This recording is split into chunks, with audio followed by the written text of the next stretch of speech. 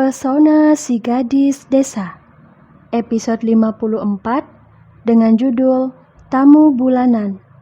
Selamat mendengarkan. Nania tengah bersiap di dalam kamar ketika ponsel miliknya berdering. Sambil menenteng sebelah sepatu, dia berjalan untuk mengambil ponselnya yang tergeletak di atas nakas. Siapa sih pagi-pagi begini sudah mengacau? Omel Nania seraya melihat nomor si penelpon. Oh, si Sugar Daddy ternyata. Mau apa dia? Karena penasaran, Nania akhirnya mengangkat panggilan tersebut. Dia menerima telepon sembari duduk berselonjor kaki di lantai. Ada apa, Kak? Nania, hari ini kau masuk sekolah tidak? Ya iyalah, aku ini kan murid teladan, jadi mana mungkin aku membolos jika tidak sedang kepepet. Jawaban Nania rupanya membungkam Vedo yang saat itu menelpon dari Jepang. Mungkin di telinga pria itu kata-kata kepepet yang Nania lontarkan terdengar sedikit ambigu. Tapi ya sudahlah, semua sah-sah saja bagi gadis berseragam putih biru yang tengah sibuk mengikat tali sepatu. Bye, ucap Nania kemudian memutuskan panggilan. Andai saja ada yang melihat reaksi Vedo sekarang, kalian pasti akan tertawa terbahak-bahak. Bagaimana tidak, Nania dengan kejamnya memutuskan panggilan tanpa memberi kesempatan untuk Vedo memberitahu tujuannya menelpon. Dan kekejaman Nania masih terus berlanjut karena dia langsung mereject panggilan ketika ponselnya kembali berdering. Cih, jangan harap aku akan mengangkat panggilanmu, Kak. Siapa suruh tadi kau hanya diam seperti patung?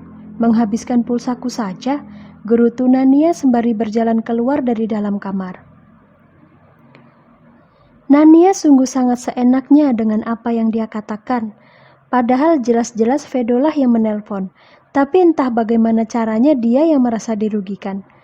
Gadis ini benar-benar. Selamat pagi, Ayah. Selamat pagi, ibuku sayang. Sapa Nania seraya mencium pipi kedua orang tuanya secara bergantian. Selamat pagi juga, sayang, sahut Nita. Mana kakakmu?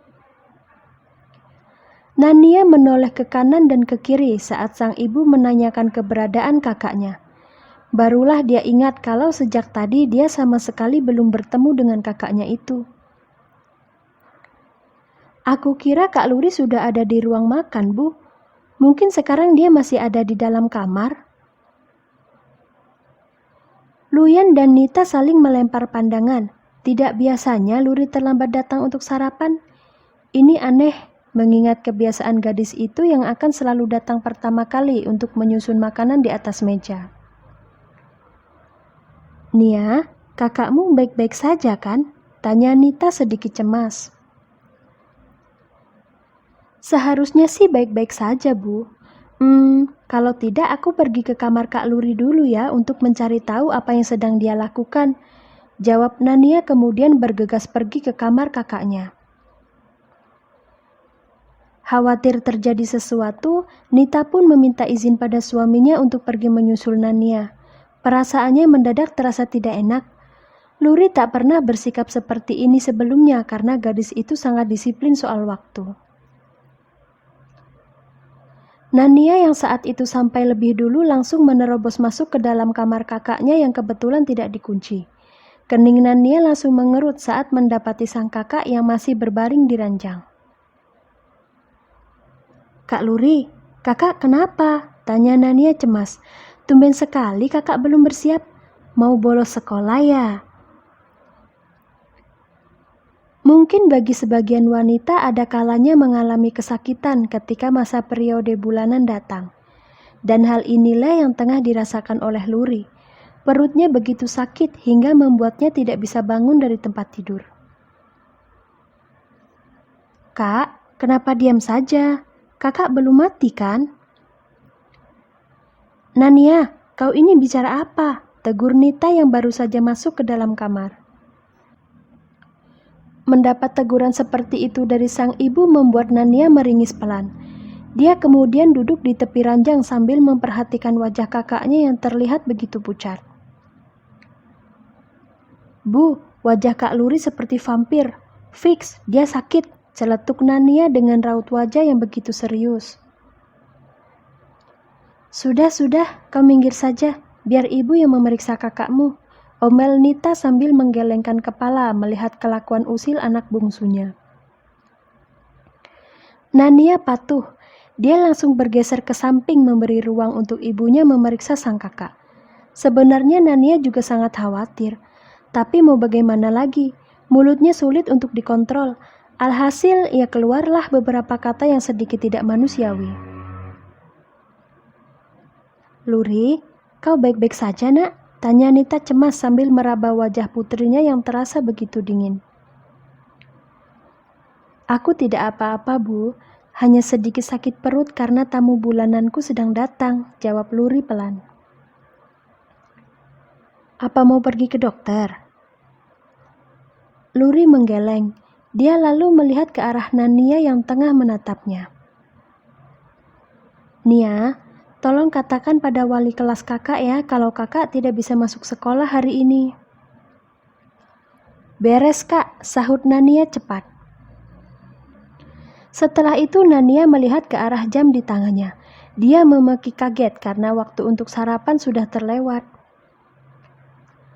"Astaga Bu, sepertinya hari ini aku harus berpuasa dulu dari sarapan. Aku pamit berangkat ke sekolah ya Bu. Kak, hari ini ada guru pembunuh yang akan mengajar di kelasku. Aku bisa digantung nanti kalau sampai datang terlambat," pamit Nania panik. "Ya sudah, sana berangkat. Ingat ya Nania, di sekolah kau jangan membuat ulah karena kakakmu sedang tidak ada di sana untuk melindungimu. Belajar dengan benar dan segera pulang ke rumah setelah jam pelajaran habis," sahut Nita kemudian mencium pipi putri bungsunya. Sebelum pergi, Nania menyempatkan diri untuk mencium kening kakaknya. Rasanya sedikit beda karena pagi ini dia harus pergi sekolah seorang diri. Sambil berlari kecil, Nania menuruni anak tangga. Dia kemudian menghampiri sang ayah yang tengah duduk sendirian di ruang makan. "Ayah, aku pamit berangkat sekolah dulu ya," pamit Nania sembari mencium pipi sang ayah. "Kakakmu mana?" tanya Luyan. "Kakak sedang menjadi vampir sekarang, jadi dia tidak bisa masuk ke sekolah dulu." Tubuh Luyan membatu begitu mendengar jawaban Nania. Yang benar saja putri keduanya menjadi vampir. Ada-ada saja. Khawatir terjadi sesuatu, Luyan meminta suster yang merawatnya naik ke lantai atas untuk melihat apa yang sebenarnya terjadi di sana. Dia yakin sekali kalau putri keduanya itu sedang tidak sehat karena kata vampir menjurus pada seseorang yang berwajah pucat. Sambil menunggu perawat kembali dari kamar putrinya, Luyan memaju mundurkan kursi rodanya di dekat tangga. Dia begitu cemas. "Bagaimana, Sus? Apa yang terjadi pada Luri?" cecar Luyan begitu melihat suster muncul.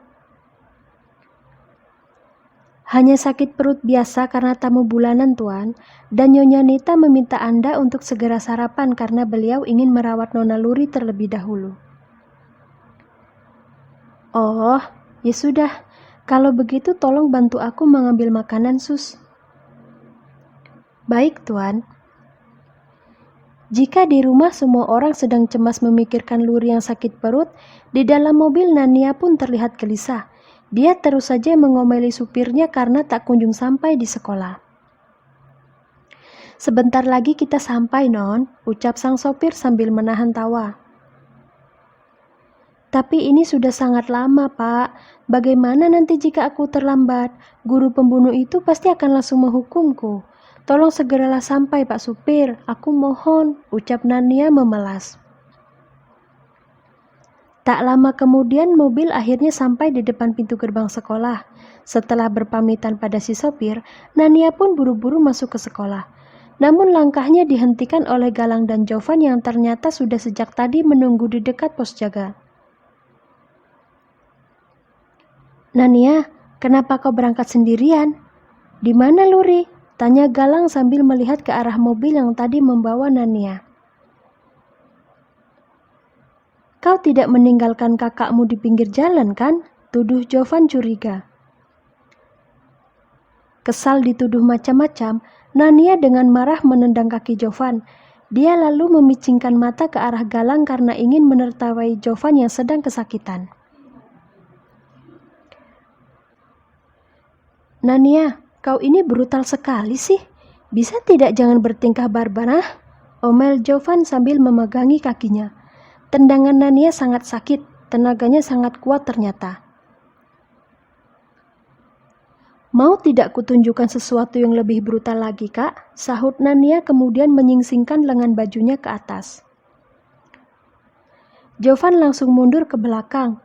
Dia kemudian bersembunyi di balik punggung Galang saat Nania maju mendekat sambil membunyikan tulang-tulang di tangannya. Kelakuan Nania yang seperti preman pasar mengundang perhatian dari para siswa yang baru datang ke sekolah. Mereka saling berbisik-bisik menyayangkan sikap Galang dan Jovan yang berani memancing kemarahan dari seorang Nania, murid dengan tingkatan terbaik di kelas bela diri. Nania, kau tidak malu apa bersikap seperti kepala gangster di sini? Lihat sekelilingmu, semua orang sedang menonton kita. Ucap Galang berusaha melerai pertengkaran antara Jovan dengan Nania. Dia malu. Terserah mereka mau apa, Kak. Itu mata milik mereka, jadi tidak ada urusannya denganku. Sekarang kakak sebaiknya pergi saja, jangan melindungi Kak Jovan. Sesekali dia harus diberi pelajaran karena sudah seenaknya menuduhku. Kalian pikir aku akan sejahat itu pada Kak Luri apa? Aku sangat sayang padanya. Aku bahkan rela menjadi bodyguard gratis demi melindunginya.